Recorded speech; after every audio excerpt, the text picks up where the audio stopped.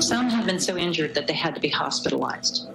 Some tried to assist law enforcement by providing DNA evidence of their attacker. In no case has any detained person gotten justice.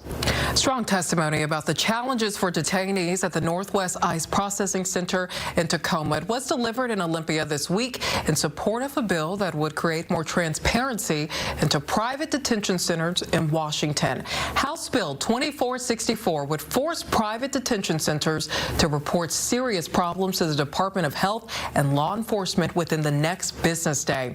Lawmakers in the House already passed the bill. On Wednesday, it passed out of the Senate Committee on Human Services and moves to the Rules Committee. To learn more about the bill and the impacts it could have if it becomes law, we're joined by one of the sponsors of HB 2464, State Representative Lillian Ortiz-Self.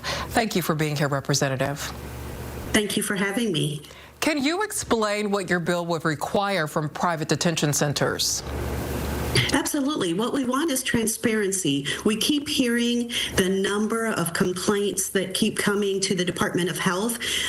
In the last 2 years have been over 2,500 complaints. And yet when you talk to them, they deny all of them.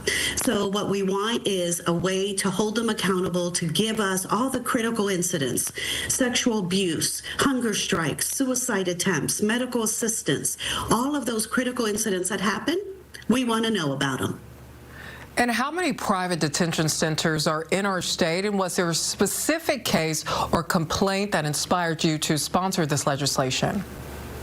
Yeah, we have 2 in our state. We have a juvenile facility, and then we have the ICE detention facility. And it's the ICE detention facility that by far lacks the transparency in our state. They're the ones that have 2,500 complaints to the Department of Health in 2 years. So earlier, we heard a bit of testimony in favor of your bill. What are some of the challenges facing people detained in these places? Can you go more into detail? Absolutely. You know, one of the things I keep saying is throughout the years, I've been working on legislation for transparency and for safety measures and health measures for the facility for the last 5-6 years. We continue to hear year after year hunger strikes that take place.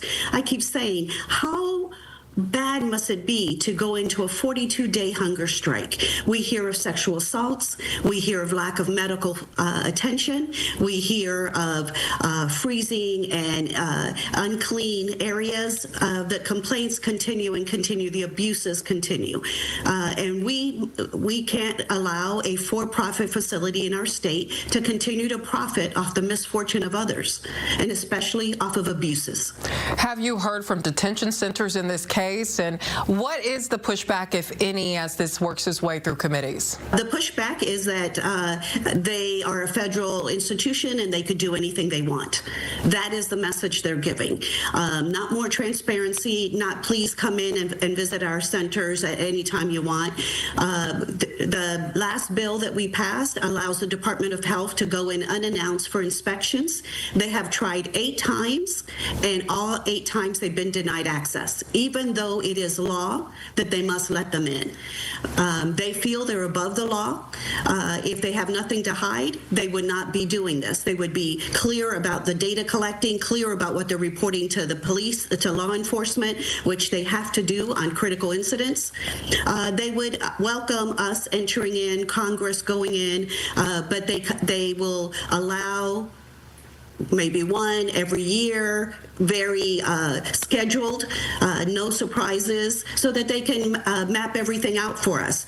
That is not what the law entails. The law entails unsupervised access for inspections from the Department of Health, and they're refusing us that. Well, are you confident this bill will become law in the way you intended initially? I have a lot of confidence. I think members in our caucus are very supportive of this legislation. They've been supportive for the last 5 years of the work we've been doing. They are abhorred at the conditions, and they too are getting the messages. They too are hearing from constituents about loved ones in these abusive situations. You know, we're talking about neighbors and family and friends and students and people that we know that could at any moment be locked up in these horrible conditions, and now even more than ever. And we have communities that are concerned and are lifting their voices and saying, we demand some humane conditions. Representative Ortiz-Self, thank you for your time. Thank you so much.